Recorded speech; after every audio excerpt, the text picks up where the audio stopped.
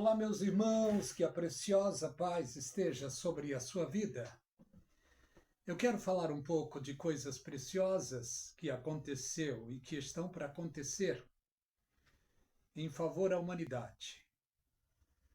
Vemos biblicamente falando que Deus amou este mundo de uma maneira maravilhosa, muito forte.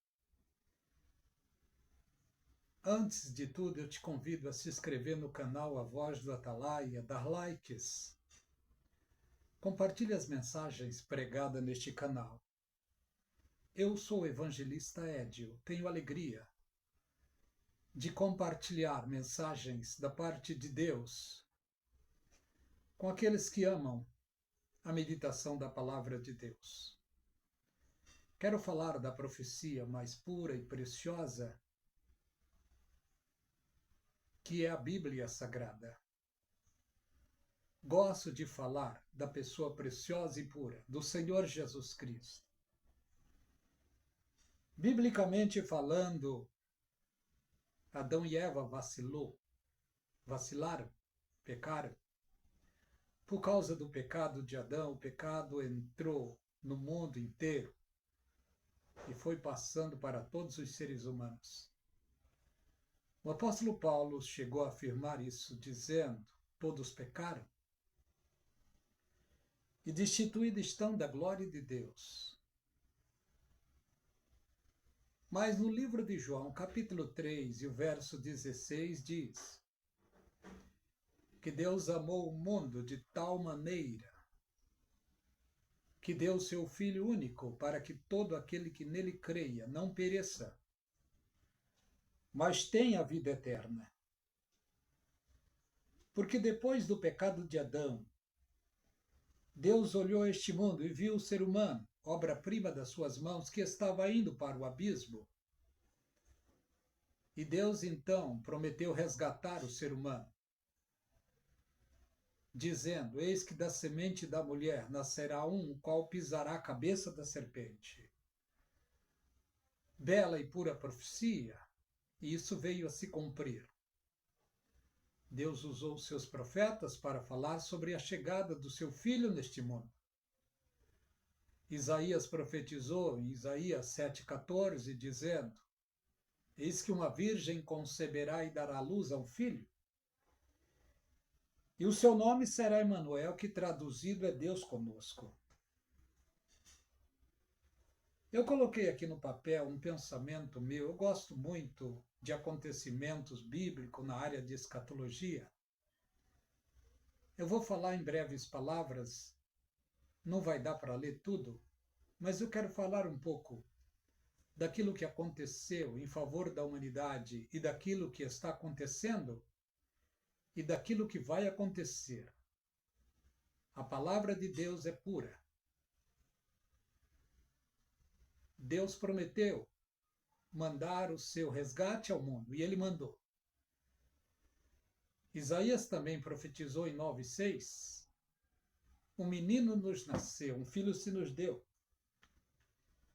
O principado está sobre os seus ombros, porque o seu nome será Maravilhoso Conselheiro. Não teve um conselheiro maravilhoso como Jesus Cristo, e nunca vai ter. Deus forte, Pai da eternidade, Príncipe da paz. Jesus Cristo foi prometido e nasceu. No Evangelho de Mateus, capítulo 1, verso 18, fala sobre o nascimento do Senhor Jesus Cristo. Capítulo 4 de Mateus fala sobre o batismo de Jesus. E depois do seu batismo, ele foi para o deserto para passar por um teste. Mas no livro de João, capítulo 1, o Evangelho do Senhor Jesus, segundo escreveu João, capítulo 1, nos diz o seguinte: no princípio era o Verbo estava com Deus e o Verbo era Deus. Estava falando da pessoa preciosa do Senhor Jesus Cristo. No versículo 11 e 12 diz: Ele veio para o que era seu, mas os seus não receberam. Todos quantos o receberam, Deus deu-lhes o direito de serem chamados filhos de Deus. O maior presente que Deus mandou a este mundo foi especialmente para os seres humanos. Todo aquele ser humano que ouve a palavra, que acredita na palavra e aceita o Senhor Jesus Cristo, alcança misericórdia, é religado novamente com Deus, porque o ser humano sem Jesus está perdido. Mas quando ele encontra a pessoa do Senhor Jesus, ele é religado com Deus novamente. O nascimento de Jesus foi a mais preciosa profecia que aconteceu em favor dos seres humanos. A promessa de Deus está no livro de João, capítulo 3, e o verso 16. Que Deus amou o mundo de tal maneira que deu o seu Filho único, para que todo aquele que nele acredite não venha a perecer, mas tenha a vida eterna. Jesus Cristo disse que a vida eterna é esta, que te conheçam a ti só, por único Deus, e a Jesus Cristo a quem enviaste. Mas em rápidas palavras, eu coloquei aqui no papel e quero falar alguns pontos impressionantes. Jesus Cristo nasceu, cresceu. Aos 33 anos ele assume o seu trabalho pastoral. O seu primeiro milagre, ele transformou água em vinho. Em uma festa de casamento. Depois, ao longo dos dias, ele falava a palavra e tinha autoridade para curar, para libertar, para fazer maravilhas. Ele formou as bases da igreja. Logo depois da sua prova no deserto, ele vem e começa a formar as bases da igreja. Os 12 discípulos. Um deles se perdeu para que se cumprisse a profecia. Jesus Cristo diante dos seus discípulos, e olha, os discípulos não eram perfeitos, mas o seu mestre era perfeito e é perfeito. Louvado seja o seu santo e precioso nome. Ele curou a muitos quando estava aqui no meio deles. Ressuscitou a Lázaro. Ressuscitou a filha de Jairo. Ressuscitou o filho da viúva. Curou o homem da mão mirrada. Curou 10 leprosos. Curou e libertou o gadareno. O homem da mão mirrada, ele apenas disse: estende a sua mão. O homem estendeu e ele foi curado na hora. Vemos Jesus Cristo no seu tempo, curando, libertando, fazendo maravilhas. Mas o seu maior legado não foi apenas as curas, os milagres, mas foi a mensagem pregada. Quando o Senhor Jesus está prestes a ir para a glória, ele chama os discípulos e disse para eles: ide por todo o mundo, pregai o evangelho a toda criatura. Quem acreditar e for batizado será salvo. Esta é a palavra imperativa que Jesus Cristo deu aos seus discípulos. Esta palavra também pode ser para nós. Pegamos pela fé. Cada um de nós que aceitemos a Jesus, o nosso dever é testemunhar, é pregar a palavra de Deus. Vemos os milagres que aconteceram. Durante 33 anos e meio, Jesus Cristo viveu neste mundo. Mas apenas 3 anos e meio foi o tempo do seu ministério de pregação, de cura, de libertação, de milagres. E ele deixou as bases da sua igreja, que é os apóstolos. Não eram apóstolos ainda, eram discípulos, aprendizes. Jesus Cristo foi perseguido, foi morto, mas ressuscitou ao terceiro dia. Assim que o Senhor Jesus ressuscita, ele se apresenta aos 12 que estavam ali. Aliás, aos 11 que estavam ali amedrontados. Depois ele se apresenta aos 2 no caminho de Emaús. Ele ficou aqui ainda na terra, depois de ressuscitado 40 dias. E perto dos 40 dias, ele chama os discípulos e disse para eles: é necessário que eu vá, porque se eu não for, o Consolador não virá. Mas quando eu for, rogarei ao Pai. E ele vai mandar outro Consolador para que fique convosco. É o Espírito da verdade. Ele estava falando do Espírito Santo, que o mundo não pode receber, porque não vê nem conhece. Ele sobe para a glória 10 dias depois.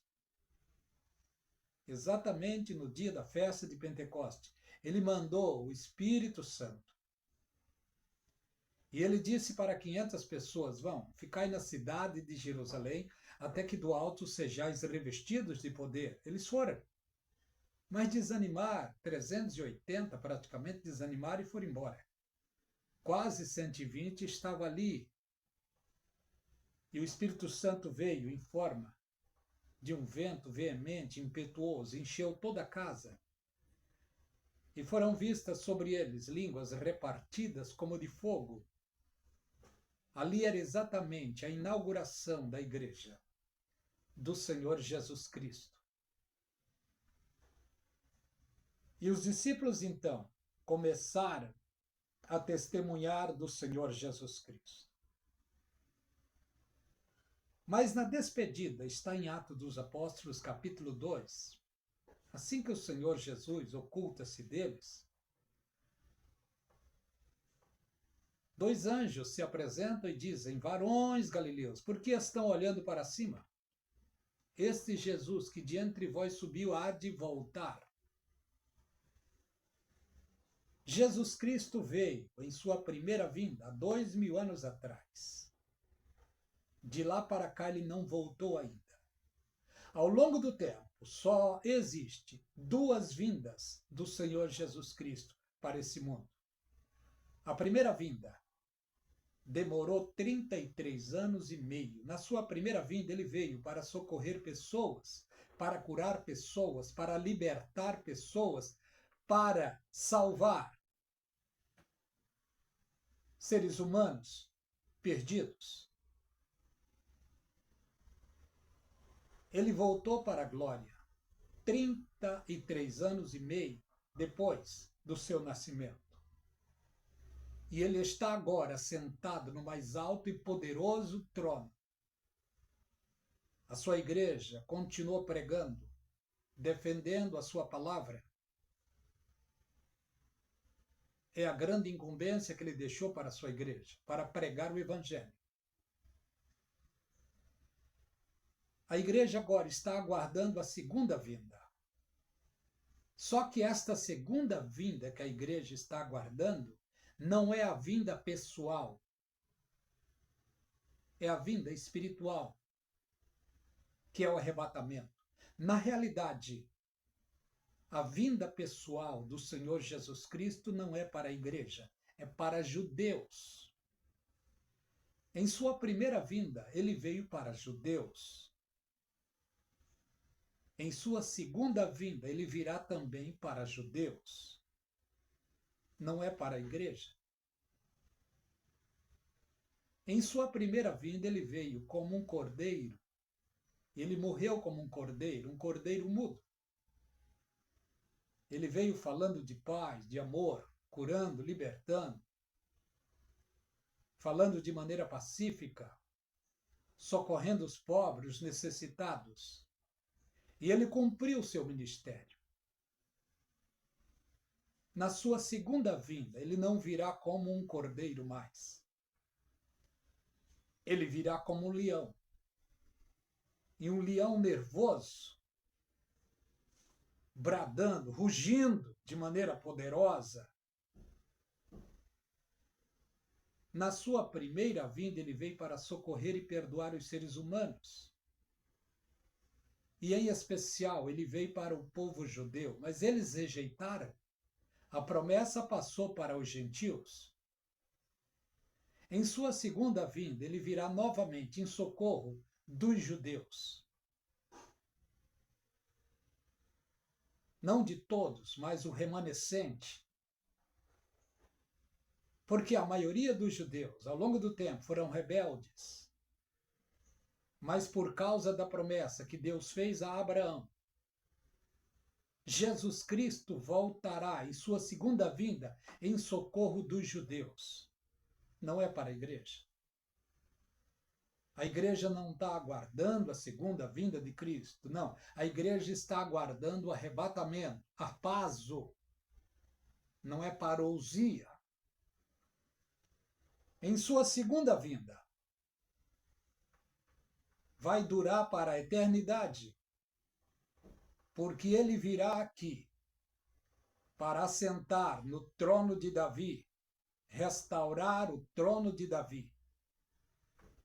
Ele vem em sua segunda vinda para cessar a Terceira Guerra Mundial.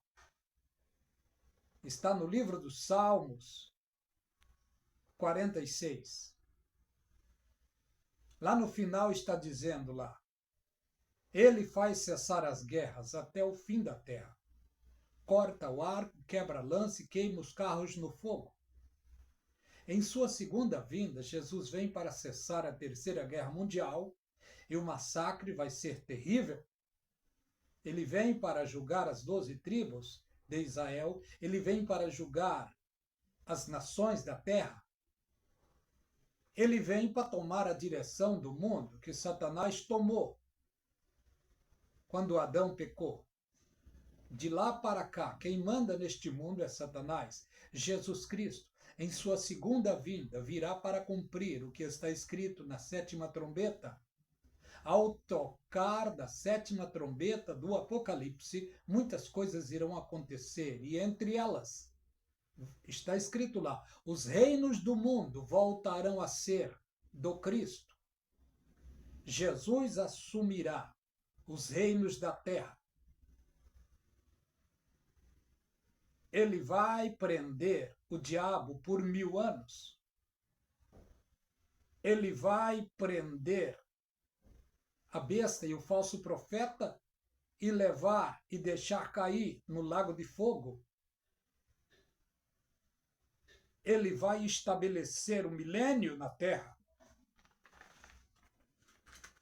E quando o milênio for estabelecido, dentro do milênio haverá paz, perfeita paz, segurança total. Este mundo que estamos hoje, haverá o dia em que cessará toda a mentira, fake news. O espírito da desobediência não vai existir mais. Quem estiver neste mundo, no milênio, estará em um mundo sem drogas, segurança total, sem bandidos, sem polícias, sem futebol, sem álcool, sem prostituição, sem religião, sem políticos mentirosos, sem juízes que aceitam subornos, sem doença, sem vírus.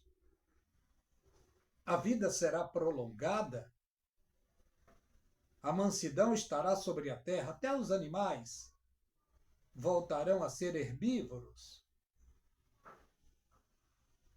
Porque neste tempo Jesus Cristo estará na terra. E dentro do milênio será construído o quarto templo.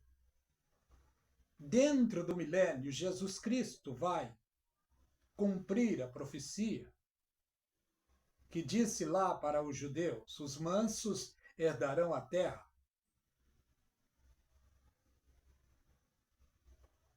as porções de terra serão repartidas para as tribos de Israel. Está em Ezequiel 48. O mundo viverá em paz, sem doença, sem dor, uma vida próspera e sossegada, com toda a equidade e honestidade. Por isso, na oração do Senhor Jesus Cristo, lá quando ele disse: Pai nosso que estais nos céus, santificado seja o teu nome, venha a nós o teu reino. Ele estava ensinando os judeus, e é o que mais os judeus verdadeiros sonham e querem, é que o reino de Deus esteja na terra. E todo ser humano de bem deseja isso também. Mas a igreja estará com Jesus Cristo na esfera espiritual. E Jesus Cristo estará na terra, denominando, repartindo as porções de terra e assumindo a profecia que diz que Israel virá a ser cabeça das nações. Quando diz na profecia: te colocarei por cabeça e não por cauda. Israel, a nação mais sofrida de todos os tempos, por causa da promessa que Deus fez a Abraão. Israel será restaurado completamente, porque de lá o Senhor Jesus Cristo vai governar a terra toda. E a Bíblia diz que os judeus, Israel, serão postos por cabeça das nações e não por cauda. O sofrimento, a perseguição cessará para eles, porque eles são irmãos natos do Senhor Jesus Cristo. Eu estou falando dos verdadeiros, não dos falsos, porque nesse tempo Deus separará os verdadeiros dos falsos. E Deus, o justo juiz, saberá julgar perfeitamente. Todos nós que somos Igreja de Cristo, o nosso dever é estar de pé diante de Deus. Porque as profecias a respeito da igreja estão perto, muito perto de acontecer. Está no livro de Judas. É apenas uma carta, perto do Apocalipse. Para a igreja, não para Israel. É para a igreja. Está escrito lá. Eu quero ler. O que está escrito? Mas vós, amados, edificando-vos a vós mesmos sobre a vossa santíssima fé, orando no Espírito Santo, conservai a vós mesmos na misericórdia de Deus, na caridade de Deus. E a caridade de Deus é Jesus. Hoje os judeus não reconhecem Jesus Cristo. Estão ainda enganados, porque não é tempo deles. Agora é tempo da igreja. As maiores revelações da Bíblia foi revelada à igreja de Jesus Cristo. Hoje sabemos que a primeira vinda foi exclusiva para judeus. E hoje sabemos também como igreja que a segunda vinda não é para a igreja, é para judeus. Para a igreja é harpazo, retirada, arrebatamento. Para a igreja não é Jesus que vem, é a igreja que vai. Em cumprimento àquilo que está no livro de Cantares, quem é esta que sobe do deserto, encostada para o seu amado? O Espírito Santo, em muito breve, receberá a ordem para levar a noiva de Cristo, além das nuvens, para o encontro com o Senhor Jesus Cristo nos ares. Então, note uma coisa: a primeira vinda de Jesus durou 33 anos e meio e foi exclusiva para judeus. Mas eles rejeitaram, então os gentios foram presenteados. Quando diz lá, Deus amou o mundo de tal maneira que deu o seu Filho único, para que todo aquele que nele creia não pereça, mas tenha vida eterna. Foi passado para nós a maior bênção, Jesus. Em sua segunda vinda, Jesus Cristo voltará exclusivamente para judeus. A primeira vinda durou 33 anos e meio.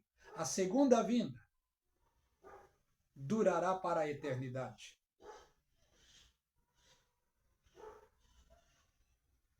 Os juízos da parte de Deus para este mundo está para chegar. A Bíblia diz, ai do mundo por causa dos escândalos.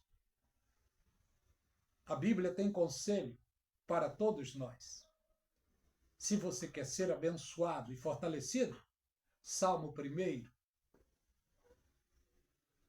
Bem-aventurado o varão que não anda segundo o conselho dos ímpios. E olha, no meio evangélico, no meio gospel, está cheio de ímpio, ensinando e pervertendo muitas pessoas que não observam a palavra de Deus.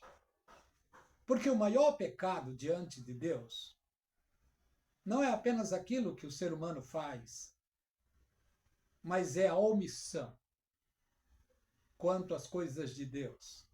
E a Bíblia diz, o meu povo perece por falta de conhecimento. Deus quer que todos nós tenhamos conhecimento da sua palavra, das suas profecias. Porque o que está enganando nesse tempo são muitas profecias que Deus não mandou falar. E muitos estão falando em nome de Deus. Ai dos profetas loucos, daqueles que dizem o que pensa o seu coração, dizendo que o Senhor disse e o Senhor não disse. Portanto, devemos ficar com a maior profecia, que é a Bíblia Sagrada. Boa parte da igreja está sendo enganados por muitos que estão afirmando que a igreja passará pela grande tribulação. Isso não é verdade. A igreja fiel não vai passar pela grande tribulação. Não. Quem vai passar é a igreja rebelde, é a igreja de Laodiceia. Esta sim vai passar pela grande tribulação. Mas a igreja de Filadélfia, a igreja fiel, ela será arrebatada antes. Portanto, se alguém afirma que a igreja vai passar pela grande tribulação, esta pessoa não tem noção do que está falando. Esta pessoa não está entregando a igreja para Cristo, mas sim para o anticristo. E a igreja de Jesus Cristo, ela não será entregue ao anticristo, mas para Cristo, para o noivo fiel. Quero parar por aqui. Que a graça e a paz da parte de Deus continue sobre a sua vida e sobre toda a sua família. Deus os abençoe.